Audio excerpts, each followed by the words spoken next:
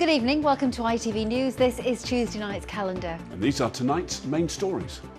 First tonight to the incredible mission by doctors, nurses and midwives to reunite a husband and wife so that they could be together for the birth of their first child.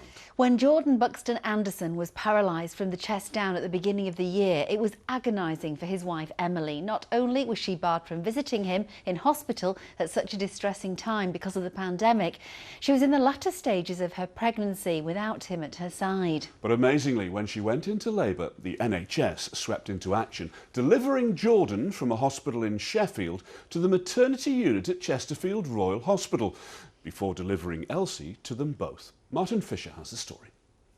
What a fabulous story. Such a cute little baby, isn't she? Absolutely wonderful. She won't believe it when she grows up and she's told about it. I know. Well, next now to what could be a world first for our region, with 2 power stations in North Nottinghamshire expected to be put forward as potential sites for the first ever nuclear fusion power plant. Yeah, supporters say the method is safer than existing fission reactors, but unsurprisingly, concerns have been raised from those living close to the site. Meanwhile, councillors say if the project did go ahead, it could have a huge impact on the local economy and actually go some way to levelling up the north.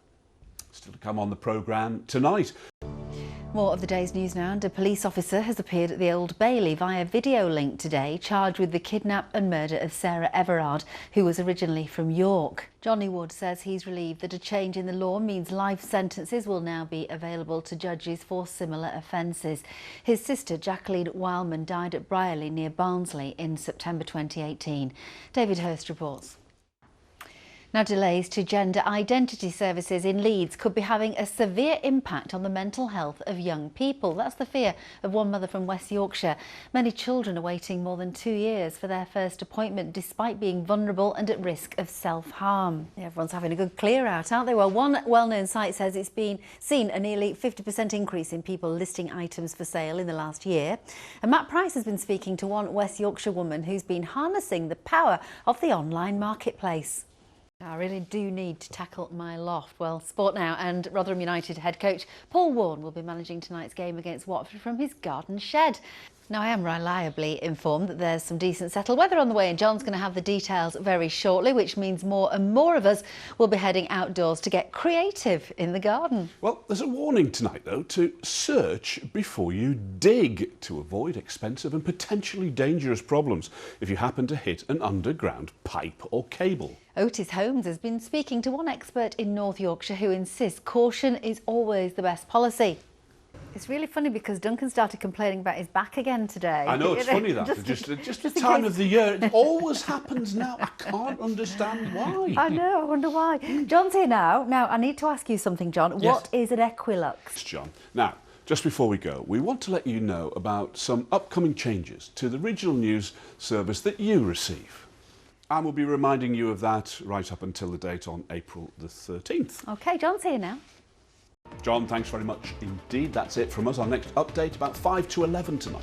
The national and international stories are next with Mary Nightingale. But for now, from the team on Calendar, thanks very much indeed for watching. We'll see you again tomorrow night at 6. Bye-bye.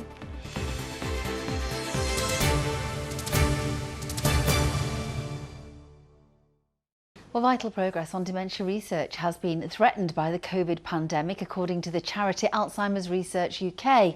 Studies have been delayed due to the lockdown and a lack of money. That was Mark and Liz Berry there in that report by Michael Billington. Well, still to come. Well, now to a family we've heard from many times on Calendar whose own personal trauma inspired them to try to protect cyclists on our region's roads. Yes, with more and more of us getting out on our bikes over the last year during the pandemic, they've spoken out again about the dangers of cycling without a safety helmet. Ryan Smith, you may remember from Chapel St Leonard's, spent 4 months in a coma when he was 16 after a bike accident. He wasn't wearing a helmet at the time. Well, Emma Wilkinson has been speaking to him and his dad. Inspirational lad and a very important message. Good now, to see them again. Next night, search before you dig. That's the warning being issued before we take on any garden DIY projects. Yes, as the weather starts to improve, more people are spending more time outdoors and thinking of getting creative in the garden. Well, Otis Holmes has been doing a bit of digging and hearing from a landscape gardener in Lincoln to find out how expensive and potentially dangerous it can be if you hit underground piping, even with a simple spade. Well, the ITV Evening News continues at 6:30 with Mary Nightingale. Well, one well-known website tells us they've seen a near 50% increase in people listing items for sale in the last year. Matt Price has the story. Weather time now, John's with us, and a bit of a schooling. Yes. Then I put an article on our... The washing machine. Anyway, nice sheet. Yeah, nice. Yeah. Now finally, do you have a shabby, unused and run-down phone box where you live? I do, we do. Yeah, good. BT says that there are 330 red phone boxes across Yorkshire and Lincolnshire that are looking for local communities to adopt them and renovate them. You could call it anything you liked, really. Jonathan Brown's been to find out how one box in East Yorkshire has been given a new lease of life. Oh, what would you do with your phone box? John's just suggested you turn it into a shower, but I mean, where would you get changed? Just, really? If you're jogging, maybe? Just pop in, have a quick shower. I don't know. Should we have the weather instead? Yeah. Oh, dear. Thanks, John. The national and international stories are next with Mary Nightingale. But for now, from all the team here on Calendar, thank you for watching. We'll see you tomorrow. Bye-bye. Good night.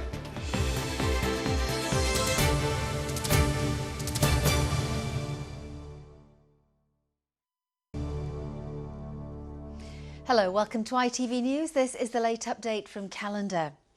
First tonight, the NHS Trust, which runs Grantham Hospital, met this afternoon to decide if the accident and emergency services should be restored after it was suspended last year.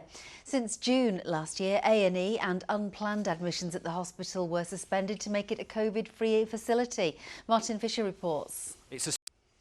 Vital progress on dementia research has been threatened by the COVID pandemic. Now the Alzheimer's Research UK charity is calling on the government to renew its promise to double funding to help scientists better understand the condition. Michael Billington has spoken to a woman from Lincoln who says her own dementia has deteriorated. It's Mark and Liz Berry ending that report.